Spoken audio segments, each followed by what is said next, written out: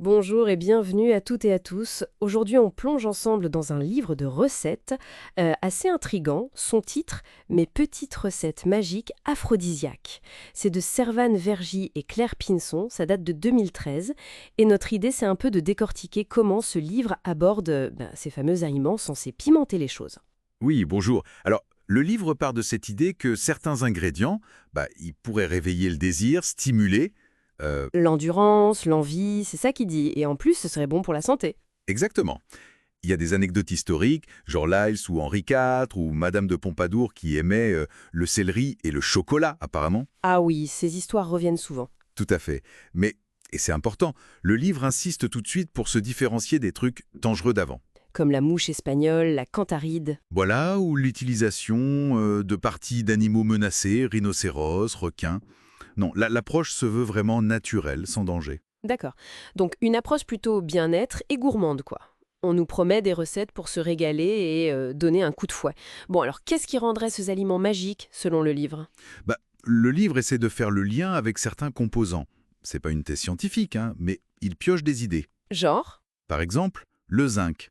On en trouve dans les huîtres, les pignons, le thym, et ça boosterait la testostérone. Mhm. Ou alors le chocolat, avec sa phényléthylamine, qui aurait un côté euphorisant, un peu molécule de l'amour. D'accord, je vois le genre de lien. Et il y a d'autres exemples? Oui, il parle de vitamines B6, C, E, de minéraux, comme le magnésium, le potassium.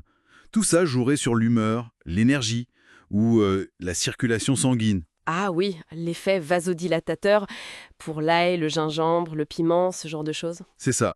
Et il mentionne aussi les phytoestrogènes, dans l'asperge ou la coriandre par exemple. Donc on prend des bases de nutrition et on les applique à la question du désir. Mais c'est présenté comment? Comme des faits avérés ou plus comme des suggestions? Plutôt des pistes, des clins d'œil. Le ton reste léger et ludique. C'est pas un prêté de médecine, quoi. L'idée, c'est la suggestion gourmande. Et il n'y a pas que la chimie, j'imagine. Le livre joue sur d'autres aspects. Ah oui, beaucoup. Il y a ce qu'ils appellent des idées coquines.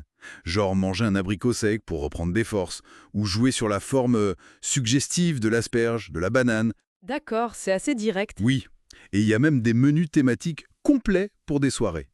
Le côté ludique, sensoriel, c'est vraiment central. La forme, la texture, l'ambiance du repas. Mhm. Et d'ailleurs, un point que le livre soulève et qui est super intéressant, c'est l'importance de l'imaginaire. Ah oui, c'est-à-dire? Le simple fait d'annoncer «Ce soir, j'ai préparé un dîner aphrodisiaque», ça peut suffire, selon les auteurs, à, faire monter un peu la température. L'intention compte énormément. Une sorte d'effet placebo, mais assumé et même revendiqué par le livre, alors. On peut le voir comme ça, oui. L'anticipation, le plaisir de cuisiner ensemble, de partager un moment spécial, de sortir de la routine, tout ça, ça participe sans doute autant, voire plus, que les molécules elles-mêmes. C'est malin comme approche. Ça mélange un peu le folklore, des bribes de nutrition et pas mal de psychologie. Exactement, c'est un mélange assez habile.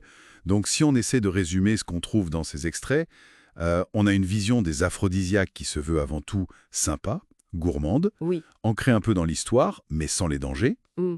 Qui s'appuie sur certaines propriétés nutritionnelles, mais bon, sans en faire une science exacte. Voilà, c'est suggéré. Et qui mise à fond sur le jeu, le contexte et la puissance de l'imagination, quoi. C'est tout à fait ça. Le livre liste plein d'ingrédients. Des classiques, gingembre, chocolat, piment, mais aussi des trucs comme le thym, l'asperge. Et il donne des recettes pour les mettre en scène, en insistant sur le partage, l'intention. Et pour finir, peut-être une petite réflexion que ça m'inspire.